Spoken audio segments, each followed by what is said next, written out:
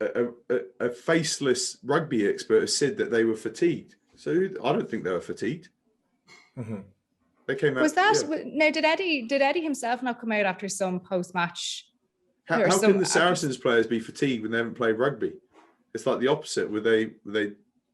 You know what I mean? Like what argument are we having here? Because everyone was saying they needed game time. So how can you say that a third of the team are fatigued? You know.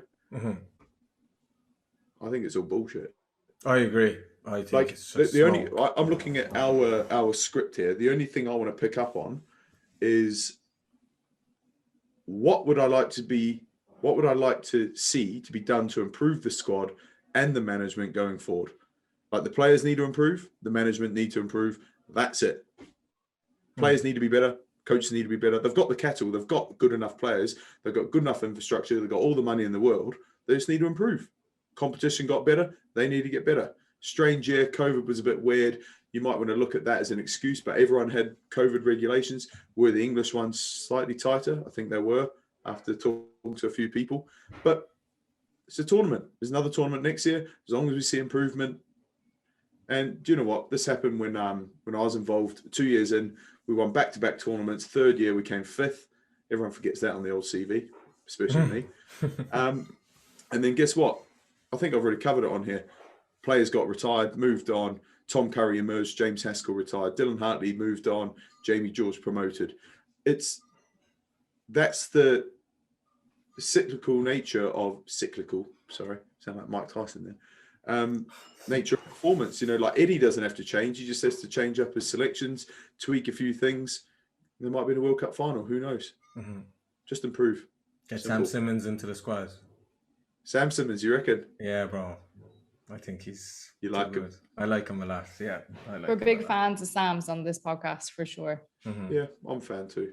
I'm a fan of... But then like people like bang on about Don Brandt, Simmons, and then like Zach Mercer, like got an MOM the other day and he's off to Montpellier. It's like everyone wants their favourite players to play. You know what I mean? Yeah, I understand that. I would feel sorry for Sam Simmons though. He would, you know, going on his form, that man deserves more caps than he has. Yeah. Well, he might get him. Yeah. He's played a long game and he might be coming. You know what I mean? He might be in the next squad and yeah. That's all I got to say. Dylan, you are the only one of our panelists that has not yet given us your starting lines 15. So can you fill us all in? Can you enlighten us with who you've chosen? Well, you on a squad, yeah, not a 15. I've got your 15. Squad. I've got options. I want you starting 15. Starting 15. Okay, yeah. I'm going to give you my starting 15, but then my backup man. Okay. Start from fullback with me and then go forward. Well, shit, forgot about you. Actually, Stuart Boggs. Yeah, he's literally probably done like 1 to 8 and then just forgotten about everyone else. Whoa! Have some respect for a big man. I made notes today, but genuinely, just to keep the Welsh and Irish people and Scottish people very happy, I've selected a squad, and I've picked my 15 out of that squad. So number 1, Mako Vunipola, and Mr. Cian Healy on the backup, because you know. Horses for courses and all that. At hooker, Luke Cowan-Dickie and Ken Owens. Luke Cowan-Dickie is my favourite hooker playing the game at the moment. Same. Tight head, Tyke Furlong. And then I want the kitchen sink coming on, throwing it all in.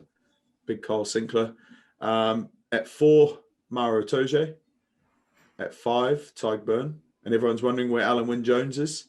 And he's the backup to Mr. Maro Toje. Because they're both workhorses, you know what I mean? Yeah. They're both annoyingly good workhorses. So, again, like one of those goes injured or you want to bring a like for like on. Very similar grafting players. Dylan, just to jump in there. So who's your captain? I haven't even named my team yet. I've got bloody okay. 5. I was kind of thinking, were you going to go, Amaro's my captain? So, all right. Same as my bloody wife, just always butting in. I know who his captain is. I haven't even named my captain. Shit.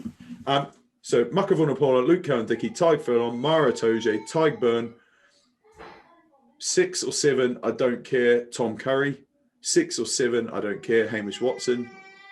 Number 8, Toby Faletau. Number 9, Gareth Davies. Number 10, Dan Biggar. Oh, good shout. Like him. Really like him. 12, Robbie Henshaw. 13, George North. 11, Duhan van der Merwe. 14, Anthony Watson. 15, Stuart Hogg. Backed up by Simon Zebra. And then, I'm going to go through some quick names on my secondary squad. Cian Healy, Ken Owens, Carl Sinclair, Alan Jones, James Ryan, Sam Underhill, Jamie Ritchie, Tom Curry again at number 8, Danny Kerr, Finn Russell. Like this is my other team, like the game changers, you know. Owen Farrell, Henry Slade, Keith Earl, Simon Zebo, and I love Johnny May. I just love him. I want to see him play for the Lions. Who's your captain then? Squad captain, Alan Jones. So we are back with our partners Manscaped, who are the best in below the belt men's grooming, for another installment of Manscaped's Cut of the Week, where we'll ask our panel to pick their best moment from the weekend's action. So Dylan, of all the great rugby we saw over the weekend, what goes down as your Manscaped Cut of the Week? I only watched one game at the weekend, and it was the England ladies versus France ladies final. Just trying to think of the moment. The French hooker, she was banging people. If anyone's got a question around physicality in the women's game, go watch this chick. She was knocking people. And Poppy Cleal, who's one of the best number 8s in the world, well, best players in the world at the moment, big PC, known for skittling people, was carrying it. And even she was getting knocked back. This French hooker, I don't know her name. I probably couldn't pronounce it either. But if we can find clips of her banging people, Rugby Pass, buy the rights to it, get top 14 on there. But yeah, that's not even a man, that's a woman's skate. Woman's skate. Yeah. Awesome. Cut of the week. It's a cut of the week. No, I just think it's quite apt in terms of we've had Shauna on, and the rugby in the women's game, same rules, same game, played slightly differently, but in terms of physicality, like it's there pound for pound. Like this chick was banging people. Zeebs, what was yours? You have to get on social media probably to see this one. It was Josh Tuisova's try at the weekend. Oh my God. It was like, do you remember, you'll know more about this now, but in the old days when the Tuilagi brothers used to play, barring Manu obviously, whether it was Alassane or the number 8. Henry. Oh yes, my gosh. Henry, where somebody would catch the ball in the backfield and just pop it to him full steam ahead. It was exactly like that. And Tuisova did it to Claremont, and he ran through, I'd say, 6 players. Just one of the boys popped it to him. He had a full head of steam, and it was like the red. Everybody just got out the way. Was it Route 1 though? Route 1. Oh, he didn't put on a step. He made maybe one step to accelerate into the line, brushed off 3 tackles. Tim Nanai Williams came up at the end to try and cut across, bounced him off, stepped Raka under the. It was absolutely insane. No one wanted it, did they? No, but your man. Your man. Did you say your man in France? Your man.